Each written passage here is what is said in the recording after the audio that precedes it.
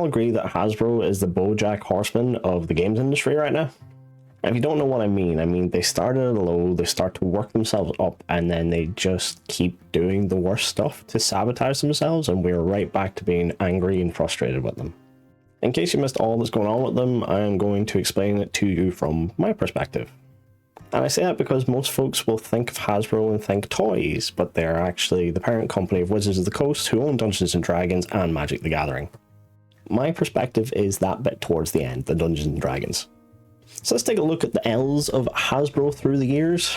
So, 1999, Hasbro buys WotC, or Wizards of the Coast, for $325 million. The year 2000, three major things happen for D&D. 1. A new edition drops, which comes with a rules overhaul and a new book's becoming the instant massive cash flow injection. 2. The open gaming license is established. And 3. The first D&D movie is released, which is widespread publicity for the game. But the movie isn't a massive cash flow. This is where our critique of Hasbro starts, and this is year 1 of them owning WotC. See, Hasbro didn't own the movie rights, which were sold in the early 90s by then owner TSR. Hasbro should have stepped up and tried to work with the production team to integrate it or co-produce or something to get proper writing and production in there, because the movie grossed $35 million worldwide. Which early 2000s isn't bad until you realize that Nerd Culture Goliath, Lord of the Rings, and Harry Potter dropped it the very next year in 2001.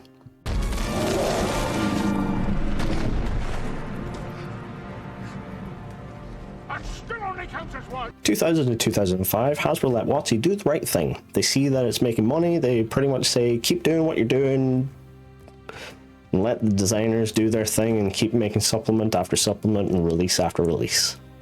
It is truly an amazing time to be a D&D player, because 3rd edition has everything under the sun. Expanded monster manuals, a second player's handbook, which is a supplement to the player's handbook to add extra stuff you can do, and this is also where we get the completes and the compendiums. These are books specifically for class types and weapons and armors and items. And I can't not mention my favorite, which is Heroes of Horror, which I think every DM should read at some point due to the sheer mind messery it can do with your players. In total, I believe it was around 90 official published works from WotC. 168 if you include published articles, and because of the newly introduced open gaming license at the time, there's so many third-party published books, I can't find a solid confirmed number of releases. There's that many. Matt Colville wasn't joking when he said that at one point there was a release every month. In this little time period, we also have a revision. Yes, a revision from 3rd edition to 3.5. See, they were cranking out so much stuff, and this is the first edition that was released where online forums were a thing. WotC took feedback and revised the most common issues, resulting in updated rulebooks. This is a great little moneymaker as well, because contrary to what most people think, allegedly, my source being Reddit by the way, most of the core rulebooks were repurchased by players to stay up to date. And to round out our first little foray, in 2005 the second D&D movie was released, Wrath of the Dragon God. I think this honestly did more damage than good. Hasbro still didn't work with the production company and let it be its own entity, not even advertising it in Dragon magazine. I'm not joking, for 12 months before release the movie's not advertised. For 3 months after the movie, it isn't advertised. The only mention of the D&D movie sequel is in the then editor-in-chief Eric Mona's editor notes. He speaks of how Matt Cernet recommended the movie to him and that he enjoyed it. Heck, EverQuest is advertised with 2 full-page spreads in there in like 8 times in this time period. Drawing this era to a close was the announcement in 2007 that after only 7 short years, this edition would be left behind. Welcome to 2008! If you weren't aware, there was a massive economic crash. Everyone was clutching their pearls and tightening their purse strings, and the Hasbro C-suite were once again looking at getting a massive injection of cash.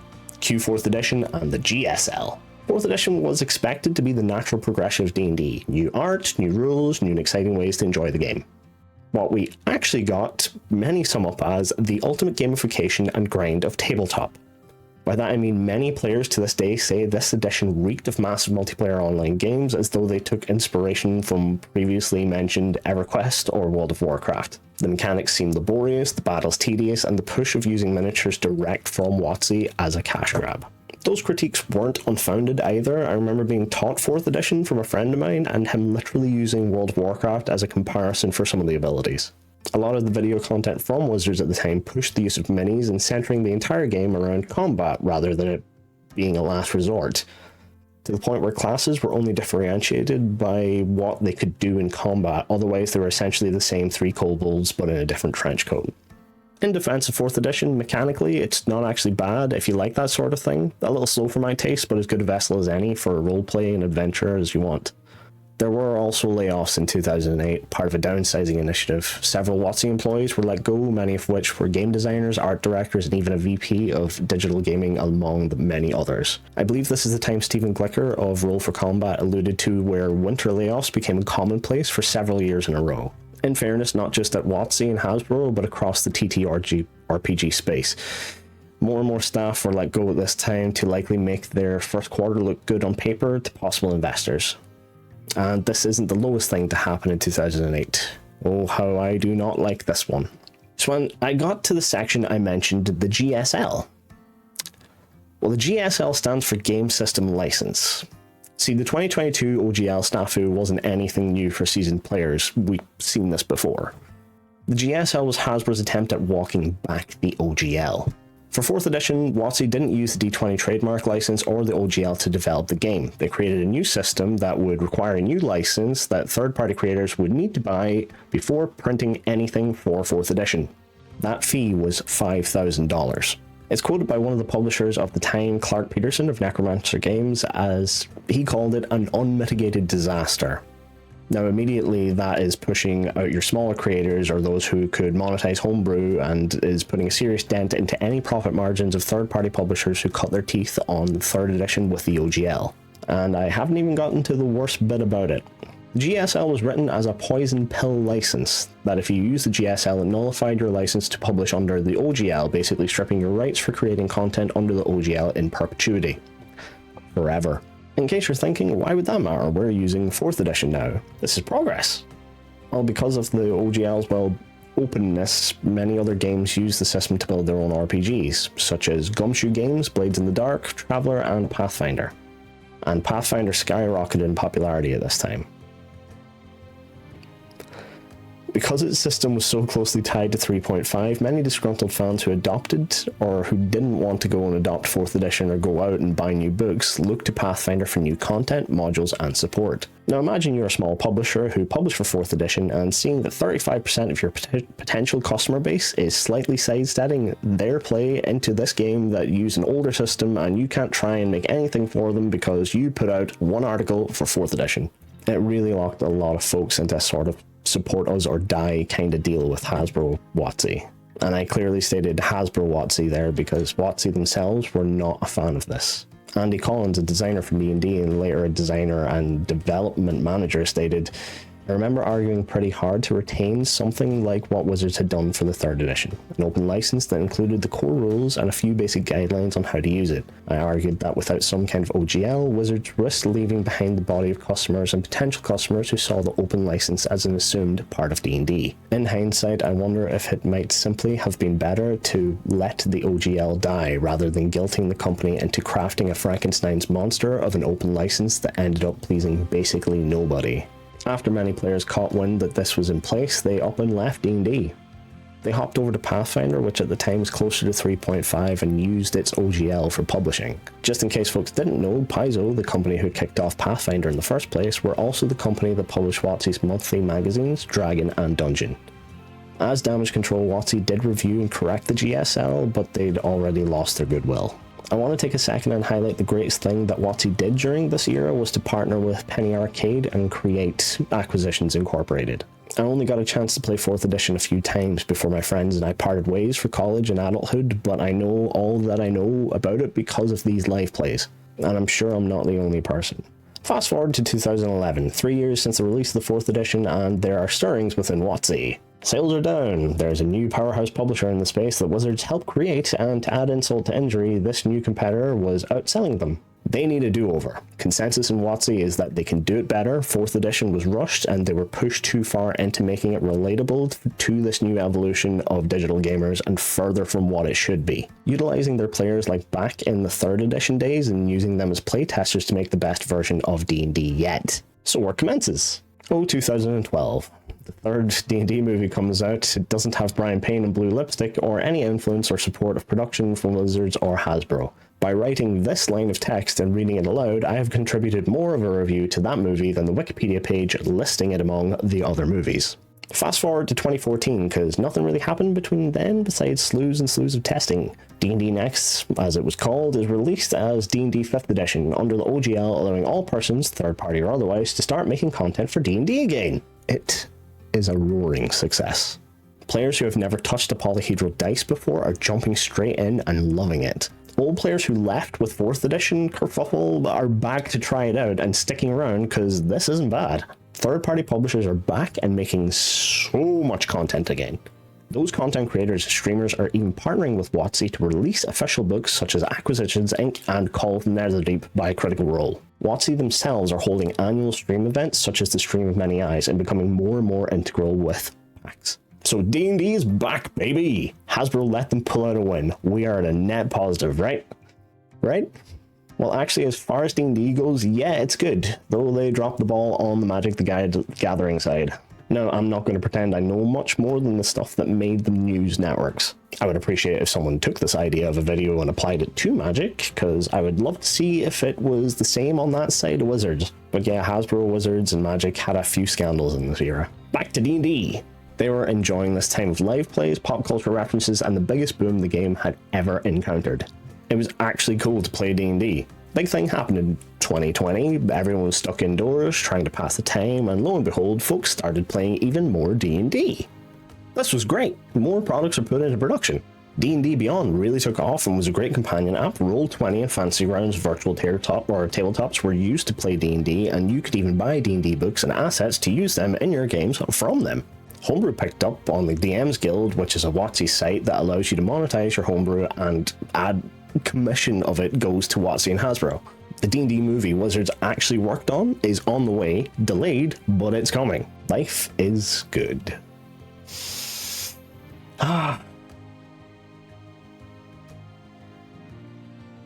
What the heck is that? Hasbro saw the writing on the blockchain, and they wanted in.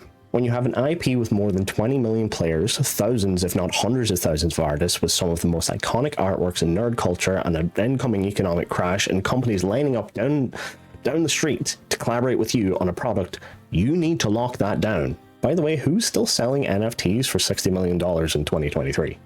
So the Hasbro C-suite looked to their golden goose WotC and said, do it. And this is one of the many factors behind the great OGL debacle of 2023. Now, I will and always will recommend Linda Codega's article over on Gizmodo to read up on what exactly went down. Linda, you're a freaking legend. You literally changed the fate of tabletop gaming. Thank you. So the OGL debacle. To briefly summarize it, late 2022, WotC sent around a document to third-party publishers outlining a change to the OGL which would prohibit use of any discriminatory content with the OGL. Basically preventing any derogatory use of the OGL against protected classes or any unauthorized use of the IP in a crypto/blockchain monetization manner. It's all pretty good, right? Well, yeah, if that's all it said. But the OGL went from being a little under 900 words to over 9,000! To give you a gist of what the majority of the overhaul entailed, let me read you a portion of it verbatim from OGL 1.1. The Open Gaming License was always intended to allow the community to help grow D&D and expand it creatively. It wasn't intended to subsidize major competitors, especially now that PDF is by far the most common form of distribution. They attempted to walk back the OGL and force, under threat of legal action from a Fortune 500 company, anyone who created any further content for it to allow unrestricted use of that material to WotC, and should it be successful, pay royalties to WotC. The community rallied with the creators. Movements such as Open D&D, which called for the drop of this new OGL, and D&D Begone, which was the en masse cancellation of D&D Beyond subscriptions, forced Hasbro to rethink their stance. It's alleged there was a C-suite emergency call because almost 10,000 people cancelled their subscriptions in one day. The entire thing could have been handled so much better, but instead we got posts like, first, we won't be able to release the new OGL today because we need to make sure we get it right, but it is coming. Second, you're going to hear people say that they won and we lost, because making your voices heard forced us to change our plans. Those people will only be half right. They won, and so did we. It gives real Why, no, you are, but what am I? Kid level energy. In the end, Hasbro caved and allowed WotC to put the SRD into Creative Commons, making it freely available for use in perpetuity. This was massive and should not be overlooked as a great olive branch back to the community. The knock-on is that it also secured the future production of so many different third-party publishers. There was so much more that went down, but I am not going much further into it here. Moving on to the next entry. I will try and keep this brief, but oh daddy, it was a blunder. Not 4 months after the OGL business, YouTuber Old School MTG placed an online order for some Magic the Gathering booster packs. And I know this isn't D&D, but if we're going to go through the blooper reel of the last 24 years, this makes the cut.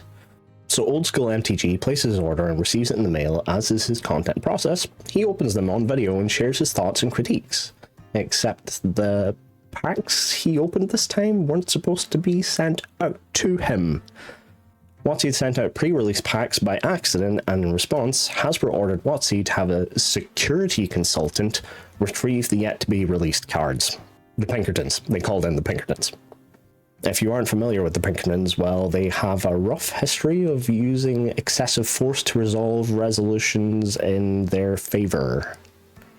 That's about the least libel way I can say that, but you can just research them yourself and see how bad that went down. Hasbro and WotC could have handled this so much better and played it off for the blunder it was. I bet if they took this to the PR and marketing folks for even 5 minutes, they would have had come up with something to spin it positively. The next entry in their choppy history was not their intention, but it was their negligence that led to it. Right to you. You okay? You alright?